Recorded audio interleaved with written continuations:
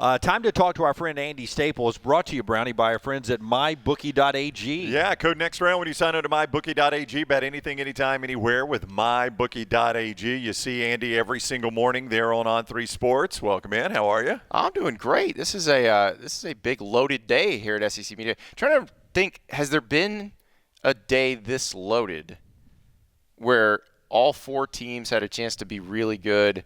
Because it's kind of random, and it's based on when the coaches can be here. But Tennessee, Oklahoma, Georgia, and Missouri, that feels like a lot of really good teams. I agree. Yeah, and I would say, Andy, those four fan bases, it's college football playoff or bust. Well, for Georgia, it's national championship or bust. For the other three, they're going to be disappointed if they don't get in. Oh, absolutely. They all think they're going to get in. And the fact of the matter is probably two of them will and two of them won't. I think that's probably the good odds if you wanted to just put odds on it. Georgia plus That's MyBookie.ag, of course. we recommend that. I would ask you about this Georgia team because they just look like Nick Saban's teams looked when he was at Alabama. Yeah. They seem to reload. I was looking over their roster this morning. Is there a weak spot with this Georgia team? Is there any way they miss a playoff? I don't think there's any way they miss the playoff. Now, their schedule is hard. Yeah. And the hardest part of it's on the road. But I just think they are so well built. Georgia and Ohio State are just built differently than any other teams in the country. They're very talented teams. Like Texas is really talented. Oregon, Alabama. Now, Alabama is probably the closest thing to Georgia and Ohio State in terms of they're still built like Nick Saban built them. But the fact of the matter is there's just not anybody else really. And so I can't figure out where you would get three losses, even though Georgia has some of the toughest road games that you can probably, like at Ole Miss, at Texas, at Alabama. Like maybe you lose all three, but this Georgia team ain't going to lose all three of those. They're not, but if you told me that's your four teams from the SEC in the playoffs, it's very believable. And 100%. And you got to play those three on the road. So in theory, they could be in the playoffs and play the other three playoff teams on the road. Right, and what's interesting is a team like Ole Miss that has an easier schedule draw could wind up in the SEC championship game. Yeah. Because let's say Georgia dropped two of those. But if they drop two of them and they're close, you just go into the playoffs all seasoned and prepared at that point. Like, you know what you're going to get, and you don't have to play in the SEC championship game, which could be great because you could win a bye. Could be awful because you could lose and then maybe fall behind the third-place team. You know, you talk about this Georgia schedule. Florida's schedule is absurd. It's the hardest schedule I've ever seen. On paper going into a season. It really is. So if Billy Napier was to go 7-5, is he your national coach of the year? I mean, seriously? Hey, listen, I don't know if he wins national coach of the year, but he gets to coach Florida another year if he does that. So that's the prize. Is there a number? Because I think they're going to be underdogs in 8 games, and that Miami game to kick it off is going to be so pivotal for both sides. But do you think there's a number? Is it 5-7? Is it 6-6? I think there's a path at 6-6 to stay. And it's what do the 6 losses look like? You know, are they by an average of 28 points, or are they by an average of 6 points? Because, listen, if you go 6-6 and you lose by an average of 6 points to this schedule, you could easily be 9-3 next year. Like that's a couple bounces different between 6-6 and 9-3. Now, if you lose them all by 3 touchdowns, 4 touchdowns, then yeah, you're probably just a 500 coach, and that's what you are. And I think if they're below 500, that's probably how they need to look at it too. Like, at a certain point, you've shown what you are. Like, you're supposed to be good. And I don't care how hard the schedule is. Like, you don't hear Kirby Smart complaining about how hard the schedule is. His job is to win the national title at Georgia. Yeah. Well, guess what the job is at Florida? It's to win the national title. And this fairly or not, that's the job. It's year 3. But internally, and you got your hand kind of the finger on the pulse, players, administration, fan base, where are they on Billy Napier? Everybody likes Billy Napier. Nobody wants to have to do anything. They don't want to have to make a change.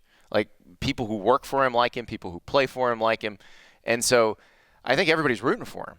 It's just a matter of, can you get it done? Because, again, the expectations are what they are. And people can say, well, Florida fans are crazy. They want too much. They want the same things Auburn fan wants and Alabama fans want and Georgia fans want and Tennessee fans want. They want to be relevant. They want to win. And, like, you think about where Florida's been over, 1990 on, basically from when Steve Spurrier got there.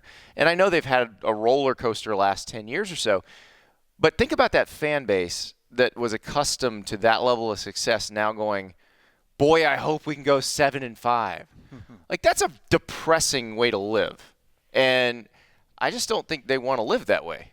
It would be hard to believe for Alabama to ever be in that situation again. But I remember when they were. Yeah, but right. We all remember when they were. But I remember us in SEC Media Days when Urban and Nick, and we were like, Florida, Alabama, we're going to see this in Atlanta for forever. Years and years. Yeah. And you saw it twice. Yeah. That's true. Speaking of tough schedules, Oklahoma here today as we tape this, and their schedule's so different than Texas. I know you're able to hear the buzz behind the scene. Anybody at Oklahoma saying, hey, we're both coming to this league at the same time. Why is our schedule so different than Texas? They've said it, but, when you look at how hard Georgia's is and you look at how hard Florida's is, it's like, okay, maybe that's just luck of the draw. I don't think that anybody's trying to screw anybody. I think it just happened that way. And it is tough. That's a brutal schedule. I mean, think about Alabama and at LSU as your last two games. Yes. Now, I will say, I've looked at this a bunch this offseason, just kind of studying all these different schedules in the SEC and the Big Ten. There may not be a more important game for both teams than Oklahoma at Auburn. Interesting. It's the fifth game for both teams. Yeah. There's a really good chance both teams could be 4-0 going into the game. The schedule gets, Oklahoma would have to beat Tennessee to make that happen. So it's not a given. But they do have Tennessee in Norman. They get Tennessee at home, and that's their first SEC game, so it'll be a huge to-do. But in both those cases, you talk to the fan bases of the other teams, and they're marking Oklahoma and Auburn as like automatic wins for their teams. I'm like, what are you thinking? Like, Oklahoma's never bad. Like, and then Auburn has Hugh Freeze. Like, did you learn nothing from Hugh Freeze at Ole Miss? That's right. He's going to surprise you at some point. And so I think that's going to be really interesting to see, because both those fan bases are marking that as an automatic win, but only one team can win that game. And the schedules get gnarly for both teams right after that. And so you better win that game and set yourself up, because, like, Auburn goes at Georgia, at Missouri, at Kentucky. Yeah, they don't get an right October, after they that. don't get an October home game. They're on the road the entire month of October. So take advantage of what happens at Jordan-Hare, and you better beat Oklahoma there. And for Oklahoma, you better beat Auburn on that first SEC road trip, because you're screwed otherwise. And you think about that, that's what you wanted out of this schedule. Right. You wanted it to set up games like that where it feels huge, even though there's still a lot left to be played. But that one, I guarantee you, is going to feel huge when it gets played. We were talking about A&M year one, 2012, and how good Manziel was. Mm-hmm. And you can make an argument they were the second best team in college football to end the year. I don't think we've ever, and I'm getting to a point with Jackson Arnold, I don't think we've ever seen a coach ship away the Heisman favorite. Yeah. And that's what's happened. Well, you actually saw it twice this offseason. Ohio State has a starting quarterback now because Avery Johnson beat him out at Kansas State. Yeah, but I get that. And Will Howard, I mean, he's got a chance, but your favorite right now in Vegas is Dylan Gabriel. Yeah, and Dylan Gabriel's been good everywhere he's been. Oh, he has, and he's got more experience than anybody in college football right now. It just sounds insane to say that about a college player. I get both of his stops, yeah. But, my point was going to be, is Jackson Arnold this good? Could this be a Johnny Manziel situation where he comes in, the schedule's brutal, but he is so lights out that he actually takes over and wins games? It's different because Manziel was such a mystery to us, and we had no idea at this point in 2012 what the A&M coaches didn't even know what they had yet. I remember talking to Cliff Kingsbury, was the offensive coordinator on that team. He didn't really know until after they played against Florida, because it was the first time he'd really seen Johnny live, because they'd been in practice where you can't hit the QB. He didn't know what to call for him exactly. And then once he saw him, he's like, okay, now we got some stuff we can do. And with Jackson Arnold, we've seen him in the bowl game. We saw him in the BYU game last year. So we've seen Jackson Arnold. So it's not as much of a mystery. But I will tell you, in that quarterback class of 2023, which is, Nico and Jackson Arnold and Avery Johnson, Jackson Arnold was the one, if you ask coaches around the country, if you could have gotten any one of these dudes, who would you have wanted? He's the one they wanted.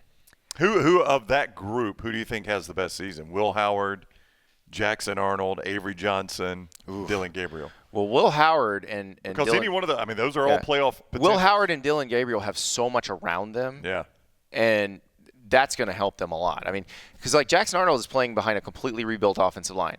Dylan Gabriel is playing behind 4 or 5 NFL offensive linemen, including both tackles. Like both Johnny Cornelius and Josh Connolly are NFL starting offensive tackles. With Tez Johnson and Evan Stewart. And Evan Stewart. Oregon's loaded. And then Ohio State's loaded. Now, O-line is kind of their question mark. But question mark at Ohio State means, are 3 of these guys or 5 of these guys going to become NFL starters? Like, that's the question mark there. So those guys obviously have the advantage just because of what they've got around them. But I find it fascinating with the Jackson Arnold and Avery Johnson situation because those coaches aren't dumb. Like, Brent Venables isn't dumb and Chris Kleiman isn't dumb. You don't make that decision unless you're very confident in what you've got coming forward. Yeah.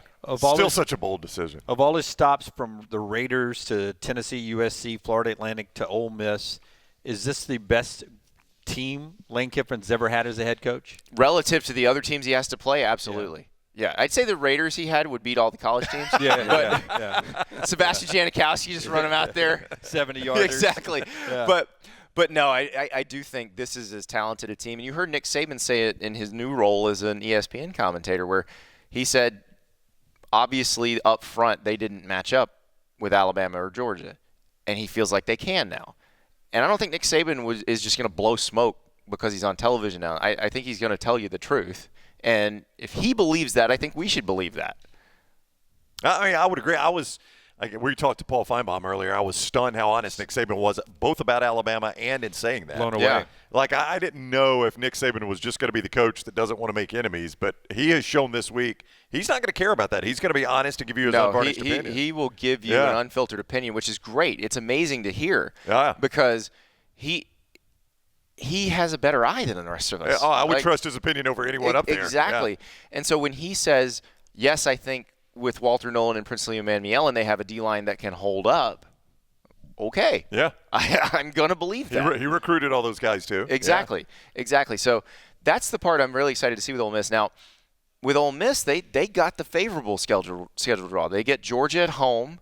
They don't get the other super duper powers. They do have to go to LSU, which has been a nightmare for them. Baton Rouge has been terrible for Ole Miss over the years. So can they overcome that? But like Ole Miss has the path to the SEC championship game that maybe Georgia doesn't. Like, think about what Georgia would have to win to get in the SEC championship game. You probably have to win at Florida, at Ole Miss, 2 of at Florida, at Ole Miss, at Texas. Yeah. Like, Ole Miss needs to win at LSU, can probably lose to Georgia and still make the SEC title game. Yeah. I am still confident we will never see Ole Miss in an SEC championship game. And I just go back, and you remember this, was maybe one of the craziest plays we've ever seen. The Hunter Henry. Hunter Henry over his head, and it bounces perfectly to the one guy that could actually get to the sticks, and Alex Collins. And after that moment, I was just like, it's impossible for Ole Miss to get there. They did feel like they were cursed. Yeah. I was in the Bryant-Denny Stadium press box watching that. I can't remember what Alabama game I was there about to too. cover. Was it A&M? Bryant-Denny. I was there. We were all there, so it was a huge Alabama game. Yeah. But we brought it up to you, Freezy, because I've always said there are 21 other guys on the field. There's one guy Ole Miss didn't want touching that ball, and somehow it ends up in his hands. I know. It was just incredible. Oh, and by the way, Hugh said that wasn't his worst loss as coach. Yeah, we brought it up. Hugh Freeze. What did he say was worse? Was it at Lambeth or was it a high school? Oh, at Lambeth. No. It was a high school game. I think they were going in for the win. Oh, yeah, and the ball popped out, and the dude took it 99 yards. Oh, my God. To beat them. And I think it was a state championship game. That whole season was weird, though, because, Florida winds up winning the East that year, but they weren't very good. But the one game Florida looked like world beaters was against Ole Miss. It was 35-3. They crushed Ole Miss in that game. It made no sense because Ole Miss was awesome against everybody else. See, I think we'll get some games like that this year. Yeah. Where you get the team that's supposed to lose that just looks off. And that's the thing. That's why I brought up that Oklahoma-Auburn game, because people seem to think that they're going to be easy. There's going to be a game when Kentucky isn't supposed to win it, and they do. And it's going to be like, oh, God, what's going on? No, they're pretty good. Yeah. That's what's so amazing about Texas fans' mentality right now and confidence, arrogance, whatever you want to call it.